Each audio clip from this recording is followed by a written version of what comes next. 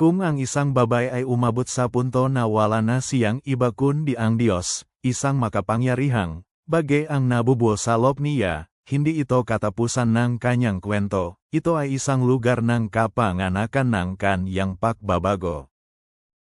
Ngayon ay pag-uusapan natin ang sagradong tago, at madalas masakit na paglalakbay ng isang babae, kapag ang kanyang buhay ay nawalan ng support system. Nawala ang bawat pamilyar na boses at bawat balikat na sa pagkakalam niya ay kailanman hindi mawawala. Kapag nawala ang magkakaibigan, kapag ang relasyon ay gumuho, kapag ang ingay ay nawala at ang tanging tinik na natitira ay ang tahimik na bulong ng Diyos. Ang iyong pinagdadaanan ay hindi sinasatya, at hindi ito parusa. Ito ay paghahanda. Ang iyong pagkawala ay may patutungguhan, ang iyong katahimikan ay hindi nasasayang. Ang iyong kalungkutan ay ang lupa kung saan ang Diyos ay nagtatanim ng mga bagay na walang hanggan. Kapag umalis ang mga tao, lumalapit ang Diyos. May mga sandali sa buhay ng isang babae, na kung saan hinahayaan ng Diyos na mawala ang lahat, ito ay hindi para siya ay saktan kundi binibigyan ng puwang ang kanyang sarili. Kapag ang telepono ay tumigil sa pagring, kapag ang gabi ay tumahimik, kapag ang mga pinangkakatiwalaan niya ay biglang nawala, siya ay pumapasok sa isang sagradong lugar, dahil ang kawalan ng tao ay madalas na imbitasyon ng Diyos. Ang sabi ni Apostol Paul sa Timoteo 4:6-7, walang tumayong kasama niya kundi ang Diyos.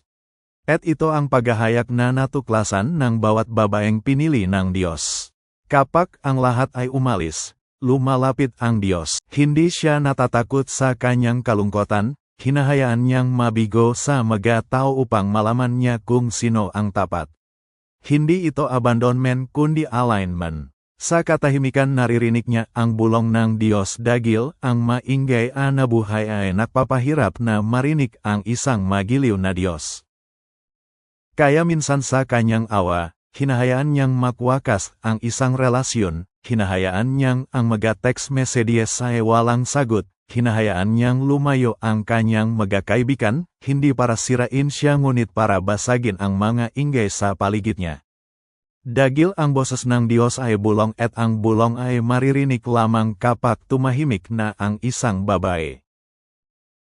At sa katahimikan na yun, siya ay nagdadasal, nagbabasa siya ng Biblia hindi dahil sa gusto niya kundi dahil sa gutom siya sa salita ng Diyos.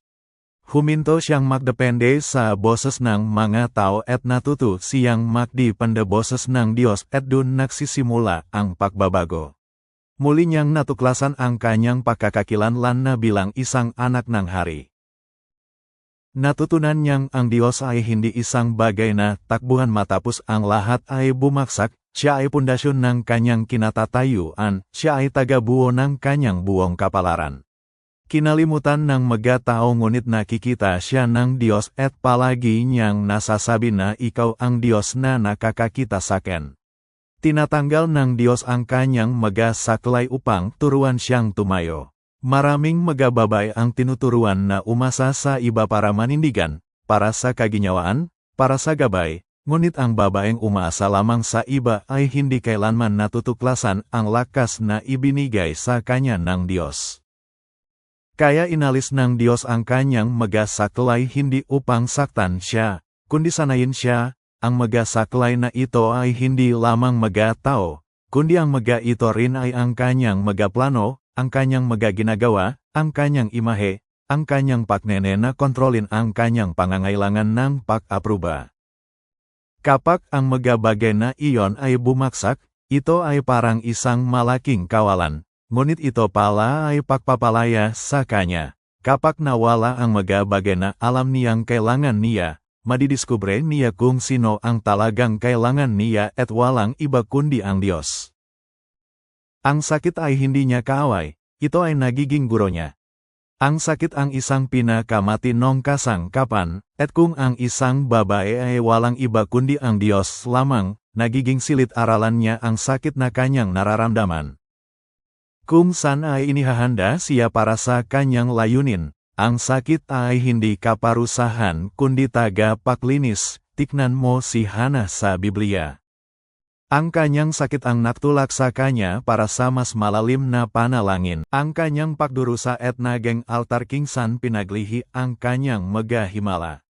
Sa pamamagitan ng sakit, naipapanganak ang layunin sa buhay. Ang sabi sa Biblia at dapat na magalak pak dumadaan sa iba't ibang uri ng pagsubok dagil naging matatak ang ating pananampalataya dagil sa pagsubok.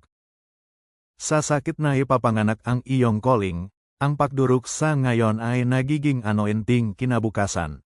Maraming magababay ang hindi nananalangin hanggang ang puso nila ay masaktan, ang iba ay hindi hinahanap ang Diyos ng malalim hanggang ang lahat-lahat ay mawala, ang ilan ay hindi pumapasok sa tadhana, hanggang ang sakit ang naktulak sa kanila. Ang sakit ay hindi kaaway, ito ang magdadala sa iyo upang mapunta ka sa pintuan ng langit. Nung wala siyang iba kundi ang Diyos, muli niyang natuklasan kung sino siya. Sinimulan ng Diyos na ibunya kung sino talaga siya.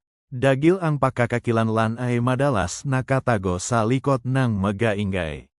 Tiknan mo si Hagar sa Biblia, napunta siya sa ilang, hindi nakikita at iniwan, ngunit siya ay lumabas na pinili, napansin at pinangalanan ng Diyos. Kapag ang babae ay nakisa kasama ang Diyos, ang salamin ng balidasyon ng mga-tao ay nasisira, ang Diyos ang kanyang salamin, nakikita niya ang sarili niya sa mata ng Diyos.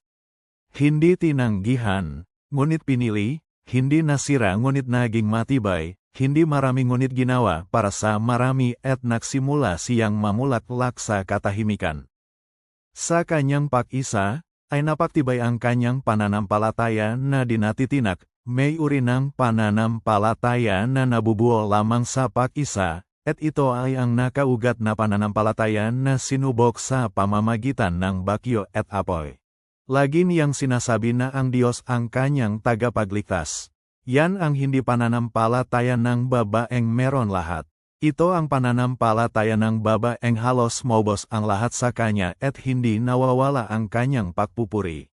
Ito ang babaeng mapanganib sa kaway, dahil wala sino man ang makakagalaw sa kanya. Ang kanyang kalungkutan ay hindi isang pagkaantala, ngunit ito ay magiging biyaya. Ang katahimikan sa paligid mo ay hindi redireksyon ngunit ito ay iyong proteksyon.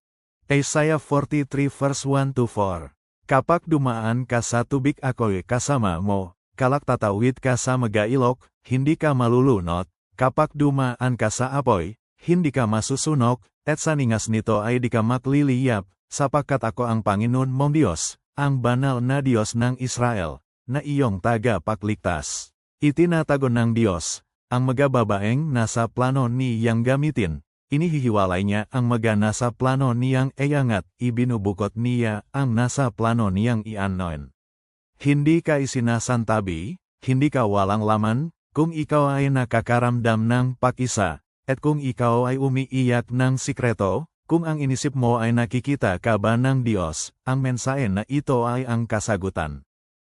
Ang babaeng walang iba kundi ang Diyos, ay hindi manghihina kundi siya ay nagpapalakas, hindi siya mawawala dagil siya ay nasa tamang landas, hindi siya masisira at may purpose ang buhay niya, dagil siya ay anointed. Kaya walang sino man ang makakapigil sa kanya sa buhay na meron siya na ibinigay at hinubok ng Diyos.